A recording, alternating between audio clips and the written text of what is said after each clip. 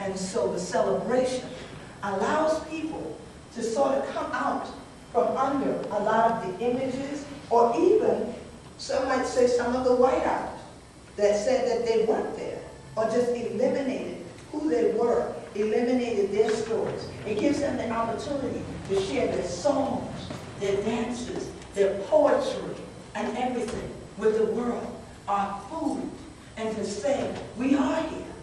And it's not that we wait until February to be who we are. I guarantee you March 1st, I'll still be like this.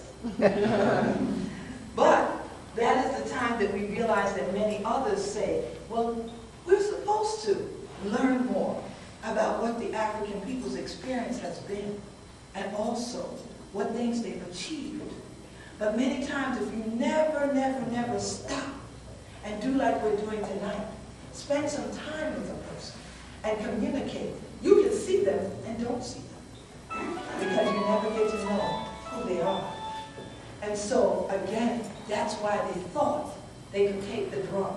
That's why they thought that if people didn't write, if they didn't play it, then they wouldn't communicate. They wouldn't talk. They wouldn't connect. The circle would be broken. But you are evidence tonight that our circle has not been broken. Because even here, in Mexico, there are Gullah Geechees. They live in a small area called Nacimiento. They're often called Mascoro here. Some are called Seminole here, from the word Cimarron, because they were the ones that still picked up the fight, even after the Stoma Rebellion, and continued to fight back for the land. They joined with the indigenous peoples, and they would live on islands outside of the plantation islands. They would form their own maroon colonies and villages, and created their own culture and structure there of how they were going to strategize to get the land back, to take back their human rights, their freedom. And so as a result, they were labeled wild, exiled, from the word Cimarron. So today when you hear Seminole, it's not originally a Native American group. It's actually a band of different Native American people, indigenous American people, and Africans who were not the Gullah Geechees. So when I came into Mexico on Saturday, that was a historic occasion, because for the first time, Native Gullah Geechees had the opportunity to reconnect with our people on this side of the Rio Grande. We've had a lot of researchers who are non-Gullah Geechees come to Mexico looking for our people on this side, and writing books and doing films and doing all kinds of things, but they don't know what we know because they're not in the circle. So I could have cracked my teeth on them and things like this, and then we could have talked about how they were just still a damn fun, all that thing, and the tear up and all that thing like that, and things like that. Correct? Gone down the trail, ain't no nothing for that. As I walked on this campus today, and I started walking through, and some of you simply stopped everything you were doing, and you acted like my people are at home. You sounded the drums, and groups of you turned around and said, there she is.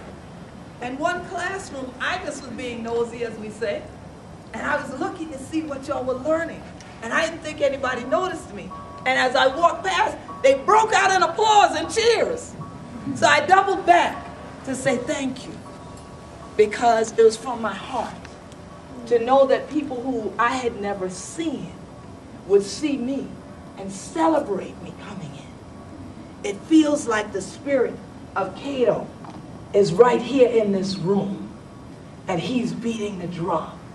He's beating the drum, and he's beating the drum because he feels liberty right here. Yes, you can woo it, right? Right? You don't have to be quiet. Don't be European to me. You react. Our people react. I'm live. I'm not on television. You're not in a movie theater. You know, I always tell people, if you feel it, react. Yeah. And I truly want to thank Carlos and all the staff and everyone for this space It couldn't have been a better place for me to conclude my first trip, not only to Guadalajara, but to Mexico, you see, the first time. So now, you all can say, you started up the Black History celebrations in Mexico with Queen Quet, a new form of liberty and celebration. And so, I truly thank Chris Teal and Mignon Turner and Ty and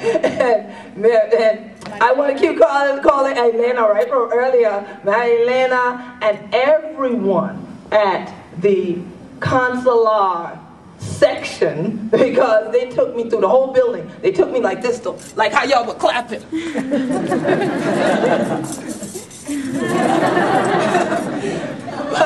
but nonetheless, they took me through, and I got to meet the Consular General. I got to meet everyone who works there, and everyone embraced me.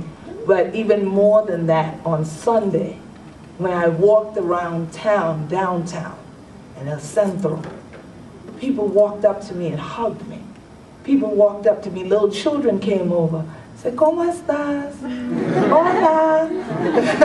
You know, and I would just say hi back, and then they would go tell on me.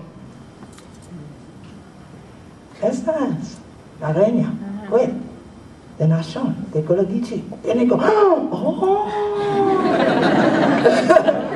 And so it has been wonderful, and I pray that I will come back again to Guadalajara. You have a beautiful city, and even though I know the city is called the City of Roses, there's a song, an old song for most of y'all here, wherein they talk about the people being the roses. And the people of Mexico have truly been my roses. And I thank you for that.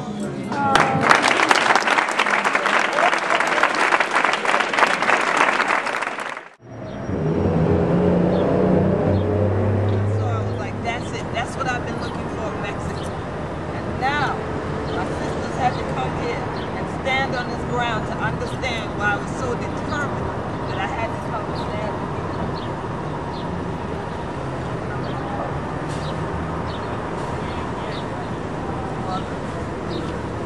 I would come here and find the stone for Coahuila.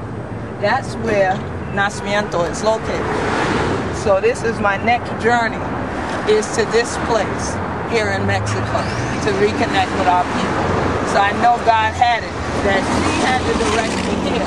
Even though my sister Mignon tried to stop me from getting here, y'all. No, she didn't. But we got here, and I now know the reason.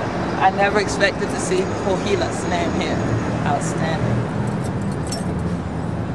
You know, I didn't see that obelisk. That's how focused I was on her. Yeah, I mentioned it too. Right behind her.